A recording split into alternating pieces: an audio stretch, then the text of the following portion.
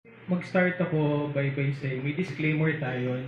People from training could relate. I created my cheat sheet or may job kasi mahirap na baka may fast notes tayo. I know hindi tayo maintindihan ng lahat, but um, corporate jargon, I guess. But kagaya ng sinasabi nila ng mga nagsalita kanina, it's really hard to um, start delivering this kind of message. I really don't know where and how to start. I remember si ate, sabi niya mag-prepare na ng message and yung kasi ni Jet and all. Pero I don't know, baka mawala yung train of thought. So I thought I'd come up with my set of notes. But um, let's talk about the elephant in the room. Kasi people have been asking, people are surprised.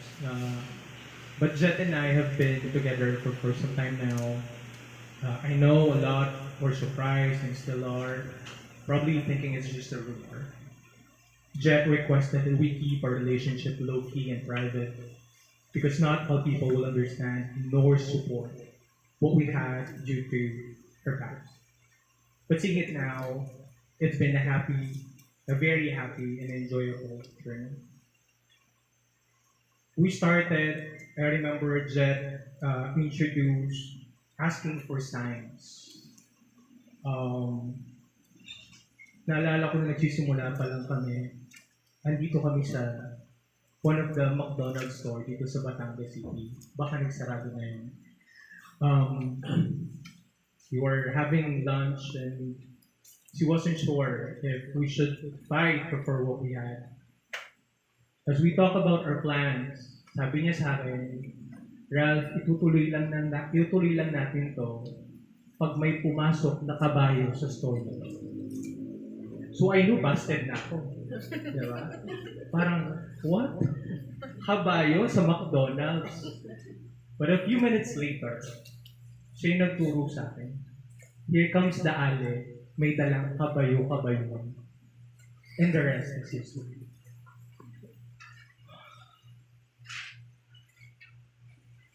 It was not an easy ride, just like any other relationships. We had a long distance relationship or LDR for some time. Sinubo kami ng pandemic, sinubo kami ng pagputok ng vulkan, yes po, bilang taga-Talisay, Batangas. But regardless, I made a promise to give her everything that she deserves and will do everything to make her feel loved. Post our LDR stage, we both have been wanting to finally settle.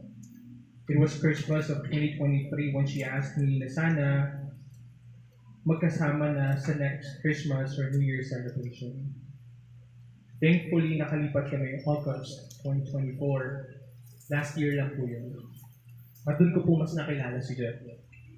She is well known, just like what my colleagues have been talking about, well known for being so simple and her killer smile. A woman who's both sweet, strong, and independent. But she was a perfect partner wife to me. Someone who was both caring, loving, and surprisingly clean. When we were just starting, she would always be annoyed kasi sobrang clingy ko daw. But when we moved in, times 3, times 5 yung pagiging clingy siya. Ayaw man niyang aminin. Examples. Before I head to the office every Monday evening, she would always make sure na busog at nakapagkape na ako. Sama ni Seth. Ayos na yung gamit ko. Planchado na yung damit ko.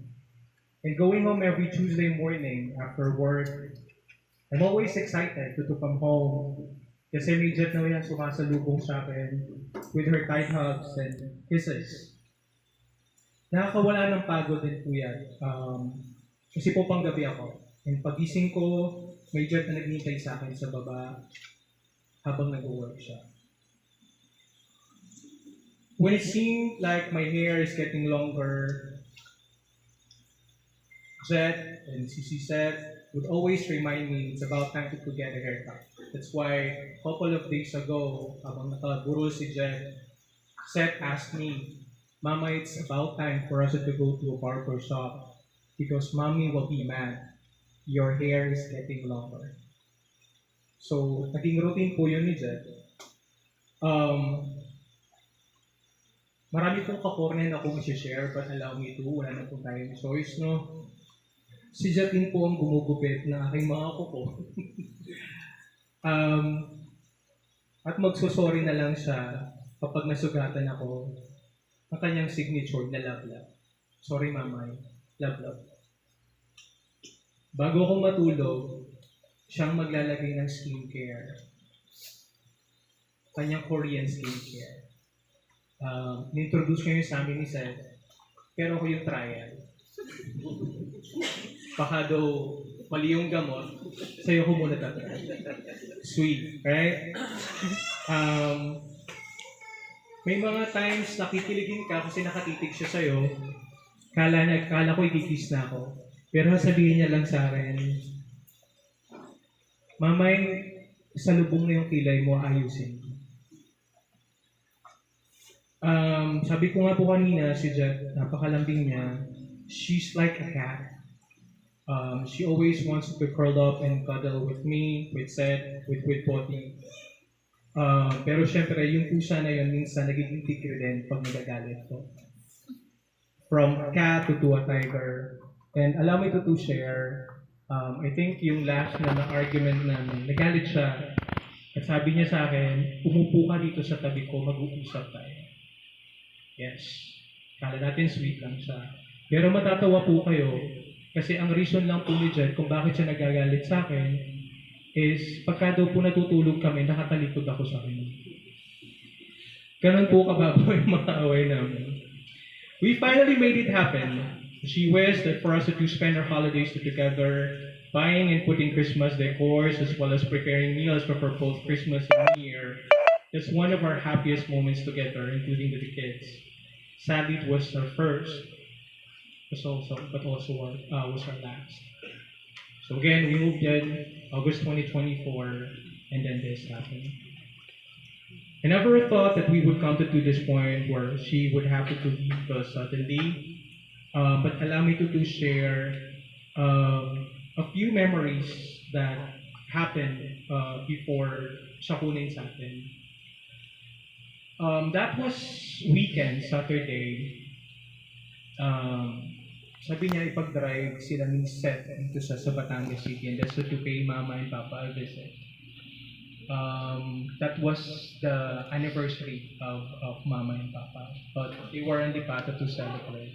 It was Mon and Adele na dadaanan namin sa bahay. Here comes Sunday, sila Mama naman po yung nag-surprise namin. They invited us for dinner, and while preparing, she was asking me, Mama, anong susuot ko? Sabi ko, suot mo yung dress mo na hindi mo pa nagagamit. And that color is taupe, like similar to what Adele is wearing. Sabi ko, sige, ganun din ang susuot ko, couple goals. Right? Hindi pa ako tapos magbihis, no? Umakit ulit siya. Tapos tawa siya ng tawa. Hindi ko ba't ka tumatawa? Bumaba ka. Hindi ko bakit nga. Pagbaba ko po nun, si Mama at si Papa, pare-pareho kami ang kulay ng damit. Sabi pa sa akin ni Mama nun, Brad, baka naman sabihin, sasayaw tayo. Tapos here comes Mon, kasama si Adele, palabas na ako ng bahay nun.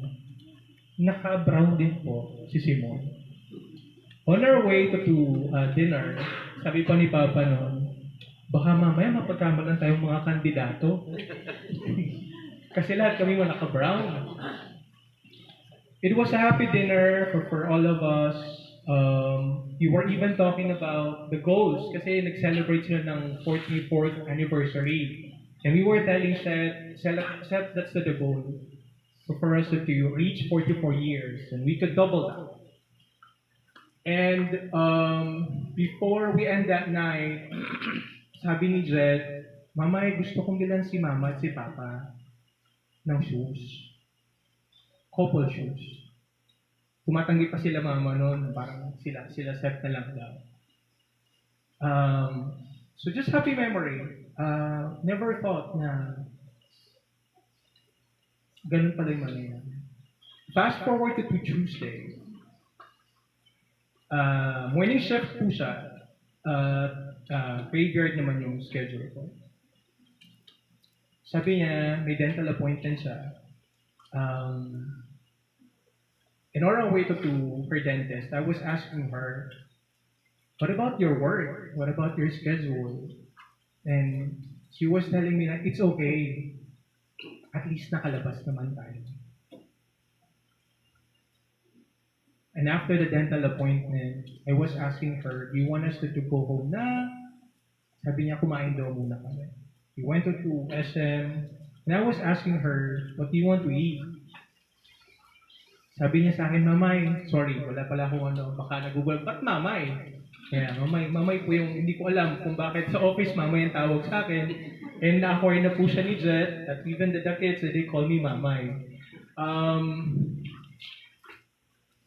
Sabi sa akin ni Jet, mamay, i-date mo naman ako. Mag-ramen naman tayo. Kahinaan po ni Jet yung ramen. Sobra po siyang passionate sa Japan. We had a ramen, and then on our way home, may nadaanan pa kami na car. Sabi ko, babe, niloloko ko po siya na one day magpapakasal kami. At pinadaanan po kaming car. Sabi ko, babe, look, nalagay doon kasalang bayan. Ikarap na natin. Sabi pa ni Jet noon, sige mama, ibaba mo at magpapalista ako. Siyempre, kilig na kilig ang mama eh. No? And then, I had to take a nap. And then, sabi ko, singin mo ko ng 5 p.m. Sundin ko si Seth kasi badminton siya noon. Kinising niya ako ng napakalambing. Para talaga siyang pusa na hindi kanya para kulitin na gising ka na. Sobrang kalma niya. And we had our dinner. Kinukulit niya pa si Seth noon. Sobrang kulit na kay Seth na mamamatay na si Seth sa kakakilitin ng mami niya. And then, we were working. I was telling her na, babe, may call ako ng 9 p.m. We share a workstation and it's helping us na kapag start na ng shift ko, awat na siya. Time's up na. Turn ko na. Pero dahil nag-review po siya ng schedule noon, sabi ni John, on that 9 p.m. call, I was browsing my notes only to find out that she put a love note. May love letter po siya sa akin that night. And then while I was in a meeting, isa pa niya akong kinukulit. Hinihilan niya ako kung saan-saan yung office chair ko. Ay pagkulitan ko siya. And then here comes 10:50 p.m. We were just having a normal conversation. And that happened. It was a tough necklace, jewelry, mga kwintas. And one thing caught my attention. It's a necklace. Na yung pendant is a jet plane. I was still in denial during that time. But when I came back, it seemed that she only waited for the underpass. I was asking the nurses what's going on. And we had to do, again, let go of her. It was really a tough battle. But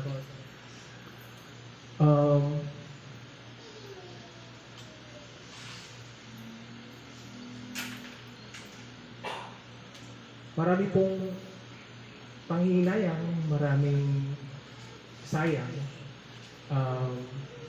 Sana po pala, ito yung sinasabi ni Mon kanina na we should cherish all those moments that we have with our loved ones. Seize the moment. Really. Kasi si Jet po yung sobrang lambing na napaka-clingy niya and all. Mawala talaga yung pagod niya.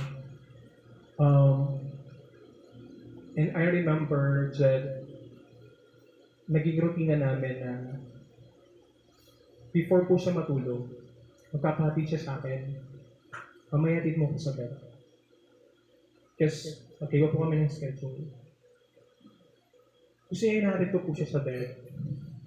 And she would ask me to join her. Matulog na rin ako.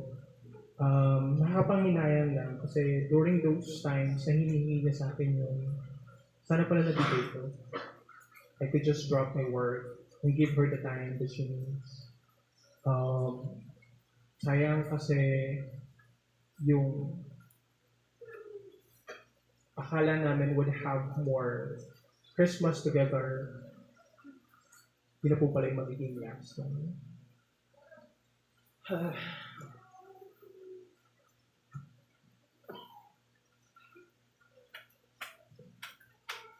I don't know what's going to happen next, but I'm just really thankful that